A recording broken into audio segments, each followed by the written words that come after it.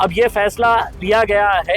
हमारी मांग थी कि अब जो भी पैसा आएगा वो हर ठेवीदार को बराबर समान तरीके से वो पैसा दिया जाएगा करके। हर एक को, अगर किसी को 5,000 रुपये मिलने हैं तो सबको 5,000 मिलेंगे, किसी को 20,000 मिलने का है तो सबको 20,000 रुपये मिलेंगे करके ये फैसला लिया गया है। साथ ही साथ अभी तक कितनों को पैसा दिया गया है इसकी पूरी लिस्ट जो है वो वेबसाइट के ऊपर डाली जाएगी, क्योंकि हम अभी तक सिर्फ आंकड़ों के ऊपर, सरकारी आंकड़ों के ऊपर विश्वास कर रहे हैं कि हमने इतने करोड़ रुपये बांट दिए हैं करके। उन्होंने हमें बताया है कि अभी 31,000 और लोग बचे हुए हैं, यानी कि 2.5 साल के अंदर हम 6,000 लोगों को पैसा दिलाए हैं। अगर 31,000 लोगों को पैसा पहुंचना है तो आप खुद अंदाज़ा लगा सकते हैं कि कितना वक्त लगेगा उसमें।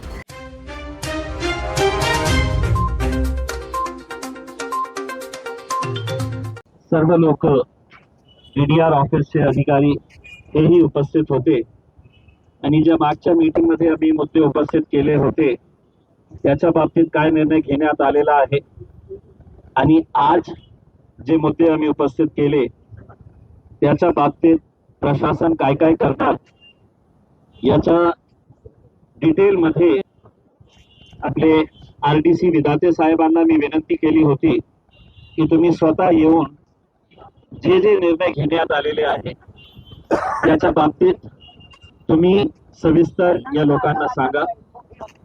मी जेव्हा हे सगळं चर्चा केली, सर्व मुद्द्यांवर चर्चा केली, त्याच्यामध्ये एक मुद्दा जे खूप महत्त्वाचा होता, सगळ्यांसाठी होता, की कलेक्टर साहेबांनी मान्य केलेले आहे की आता जे काही पैसे मिळतील ते सर्वांना सरसकट मिळणार आहे। ते 5 कोटी येत असेल तर सगळ्यांना 5,000 का होईना किंवा 10,000 रुपये का होईना पण सगळ्यांना मिळणार आहे। ते सरसकटाचा निर्णय घेण्यात आलेला आहे, ते महत्त्वाचा मुद्दा आहे।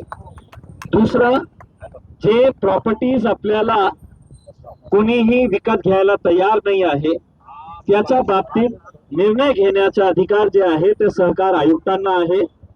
ते DDR ऑफिसचे जे लोक आहे, सहकार विभागाशी जे लोक आहे, आम्ही त्यांना सांगितलं की तुम्ही स्वतः जाऊन तिथे बसून ते ऑर्डर लिहून आणा, तिथे जाऊन, आणि कलेक्टर साहेबांनी त्यांना आदेशित केलेले आहे।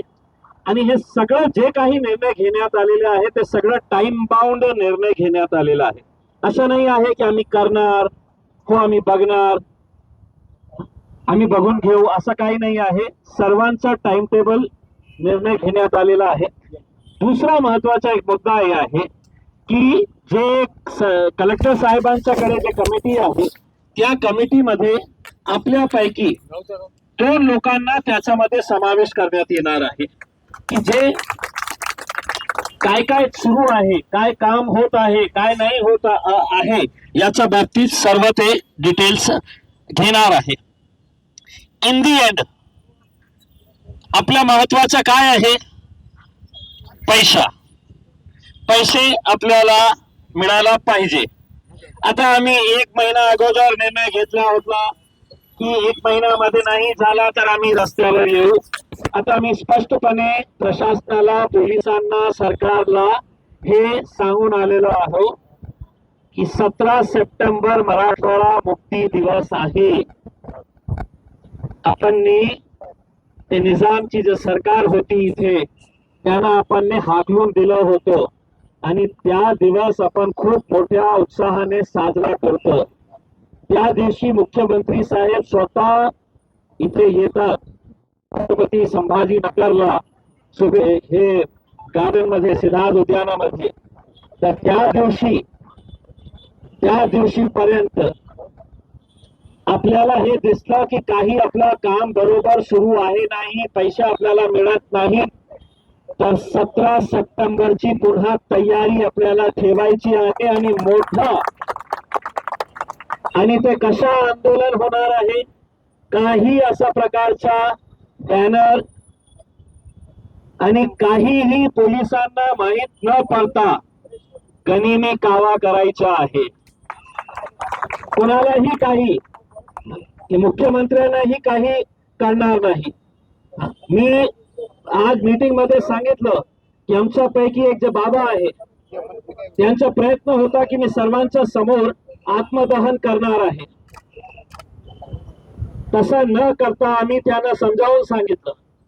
पण विचार करा की 17 सप्टेंबरला ते बाबांनी अशा प्रकारचा काही निर्णय घेतला तर हे महाराष्ट्रासाठी मराठवाड्यासाठी किती लाजवणारी गोष्ट असणार आहे की मुख्यमंत्र्यांच्या समोर अशा प्रकारचं काही होत असेल तर अशी वेळ येऊ नये, कोणावरही येऊ नये. म्हणून आता सगळं निर्णय जे आहे ते महाराष्ट्र सरकार, जिल्हाधिकारी साहेब, डीडीआर ऑफिस, पोलीस प्रशासन हे सगळ्यांची आहे. आमची फक्त एकच मागणी आहे की पुन्हा आम्हाला आंदोलन करण्याची वेळ येऊ देऊ नये. आमचे पैसे द्या, आम्ही आमच्या घरी जातो. आता कलेक्टर साहेबांनी आणि सगळ्या अधिकाऱ्यांनी आपल्याला विनंती केलेली आहे की आपण हे आंदोलन इथेच थांबवा. मी म्हटलं हे निर्णय घेण्याचा अधिकार माझा नाही आहे. हे निर्णय घेण्याचा अधिकार जे लोक त्रस्त आहे, हैराण आहे, परेशान आहे ते निर्णय घेतील की आपल्याला हे आंदोलन संपवायचं आहे का नाही संपवायचं. पण त्याच्या अगोदर जे सरकारकडून आपल्याला, प्रशासनाकडून आपल्याला जे जे निर्णय घेण्यात आलेला आहे त्याची सविस्तर माहिती मी आरडीसी साहेब, विधाते साहेबांना विनंती करतो की ते आपल्या समोर ते सगळं सविस्तर सांगा. तसं तुमच्या सर्वांसोबत हे सन्माननीय माजी खासदार जलील साहेब ते सुरुवातीपासून तुमच्या सोबत आहेत आणि आता सुद्धा बऱ्यापैकी सगळे बाबी त्यांनी तुम्हाला सांगितल्यात. मी पुन्हा एकदा उजळणी करतो. या विषयामध्ये जे प्रशासक समिती आहे, जे काकडे साहेब त्याचे प्रमुख आहेत आणि इतर 2 सदस्य आहेत, त्यामध्ये असं निदर्शनास आलं की इतर जे 2 सदस्य आहेत त्यांची बदली या जिल्ह्याच्या बाहेर जालना आणि सोलापूर इथं झालेली आहे. तर सर्वानुमते त्यामध्ये जलील साहेब पण होते, कृती समितीचे सर्व सदस्य होते, पोलीस अधिकारी होते, डीडीआर साहेब होते. सर्वानुमते असं ठरलं की जे या जिल्ह्यातून बदलून गेलेले अधिकारी आहेत त्यांना या समितीत आता ठेवू नये, जेणेकरून ते तेवढा वेळ याला देऊ शकणार नाहीत. तर इतर 2 सदस्य जिल्ह्यातील त्याला समाविष्ट करायचे. सोबतच आपल्यापैकी 2 सदस्य त्याच्यामध्ये असायला पाहिजे, जेणेकरून हे विषय आपल्याला दैनंदिन पातळीवर लक्षात यायला पाहिजे की काय चालू आहे आणि तुमचे पैसे लवकरात लवकर शासकीय जी प्रक्रिया आहे, जे नियमावली आहे त्यानुसार राबवून लवकरात लवकर हे करण्यासाठी प्रशासकीय समितीची पुनर्घटना करून त्यामध्ये 2 अशासकीय सदस्य समाविष्ट करण्याचं सर्वानुमते आपली कृती समिती आणि सर्व अधिकारी यांच्यामध्ये ते ठरलेलं आहे. त्यानुसार आपले जलील साहेब ते 2 नावं देणार आहेत. सोबतच जलील साहेबांनी जे जाहीर केलेलं की यापूर्वी जे घडत होतं की काही ठराविक लोकांच्या मर्यादेपर्यंत ते पैसे मिळत होते, तर आता जे काही कॉर्पस जमा होणार आहे ते सर्व लोकांना त्याच्यामधून पैसे मिळणार आहेत. सरसकट पैसे सर्व लोकांना मिळणार आहेत. त्यानंतर कुणाला पैसे वाटप केले, कुणाला नाही केले याची माहिती सर्वसामान्य लाभार्थ्यापर्यंत किंवा सर्वसामान्य जे गुंतवणूकदार आहेत त्यांच्यापर्यंत पोहोचवली जात नाही किंवा मिळत नाही. म्हणून असा निर्णय झाला की ज्याला ज्याला आतापर्यंत पैसे वाटलेले आहेत किंवा यापुढे वाटले जाणार आहेत ती जी काही वेबसाईट आहे, ती कलेक्टर ऑफिसची वेबसाईट आणि सहकार विभागाची वेबसाईट, त्याच्यावरती यादी कोणाला किती पैसे वाटले ती अपलोड केली जाणार आहे. त्यानंतर ज्या काही जमिनीसाठी या संस्थेच्या ज्या काही प्रॉपर्टीज होत्या त्याचे ताबे मिळण्यासाठी काही पोलीस, महसूल आणि सहकार यंत्रणेमध्ये काही कारणास्तव ते ताबा मिळण्यासाठी वेळ होत होता. तर माननीय जिल्हाधिकारी सरांनी ते निर्देश दिलेले आहे की या सर्व यंत्रणेच्या समन्वयातून याच आठवड्यामध्ये सर्व जे ताब्याचे आदेश काढलेले आहेत ते ताबे घ्यायचे आहेत. आणि या व्यतिरिक्त MPIDचं जे प्रपोजल शासनाकडे प्रलंबित आहे, तसंच साखर आयुक्त साहेबाकडे जे विषय प्रलंबित आहेत त्याच्यासाठी यापूर्वीचे प्रपोजल गेलेले आहेत, त्याच्यासाठी स्वतः जिल्हाधिकारी साहेब त्यांच्याशी बोलतील, स्वतःच लेखी पत्र देतील. आणि या व्यतिरिक्त एक स्पेशल ऑफिसर पोलीस विभागाचा पोलीस MPID प्रपोजलसाठी आणि साखर आयुक्त कडे जे प्रपोजल पेंडिंग आहेत त्याच्यासाठी सहकार विभागाचा एक विशेष अधिकारी नेमण्यात येईल. आणि आपले जे काही पैसे या पतसंस्थेकडे प्रलंबित आहेत ते लवकरात लवकर मिळवून देण्यासाठी हे जे काही निर्णय घेण्यात आलेले आहेत त्याची अंमलबजावणी पण करण्यात येईल. सोबतच आपले जे 2 सदस्य त्या कृती समितीमध्ये असतील ते दैनंदिन या बाबतीमध्ये आढावा घेऊ शकतील.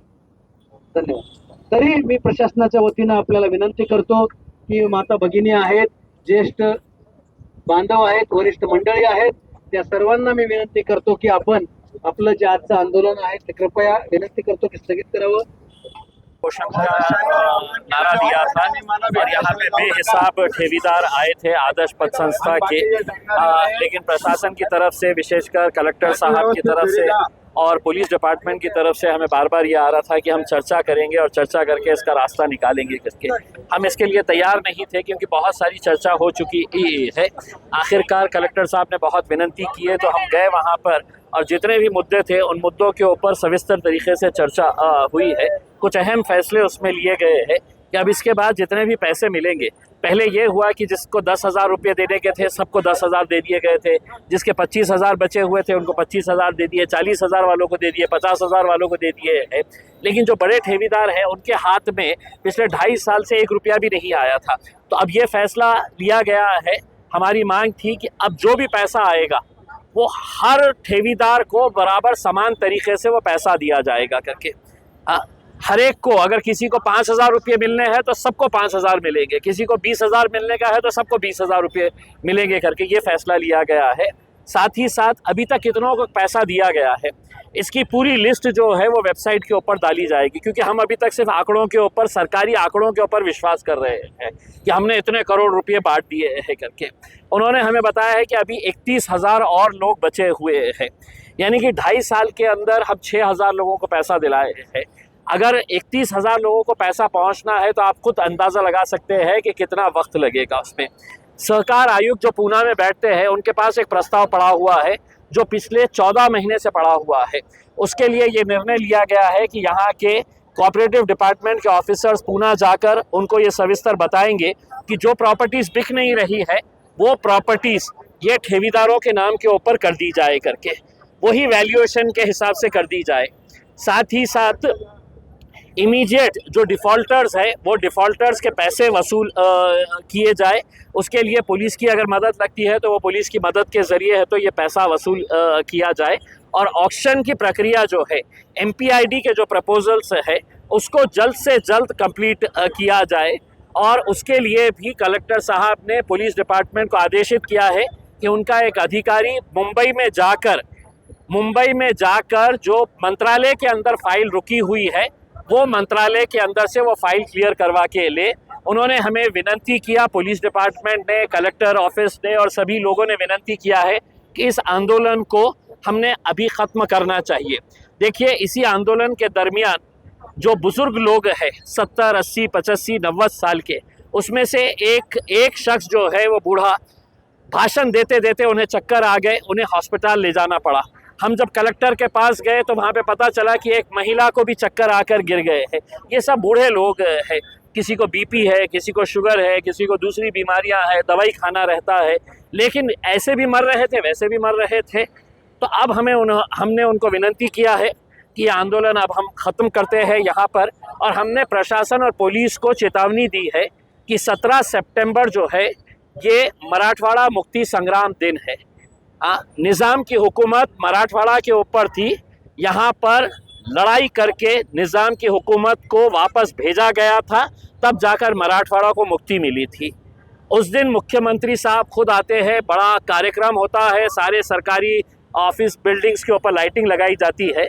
अगर 17 सितंबर तक और इसके अंदर अच्छी कार्रवाई नहीं हुई, पैसा वापस मिलना शुरू नहीं हुआ, तो 17 सितंबर के दिन एक भव्य आंदोलन, गनीमी कावा जैसे कहते हैं कि किसी को पता नहीं रहेगा कि हम क्या करने वाले हैं, आंदोलक क्या करने वाले हैं, वैसा आंदोलन किया जाएगा। और वो आंदोलन ऐसा होगा कि उस दिन महाराष्ट्र की हुकूमत को बड़ी शर्मिंदगी महसूस होगी कि हम ये गरीबों के साथ क्या कर रहे हैं, हम ये डिपॉजिटर्स के साथ क्या कर रहे हैं। तो ये आंदोलन, ये लड़ाई 2.5 साल से जारी है।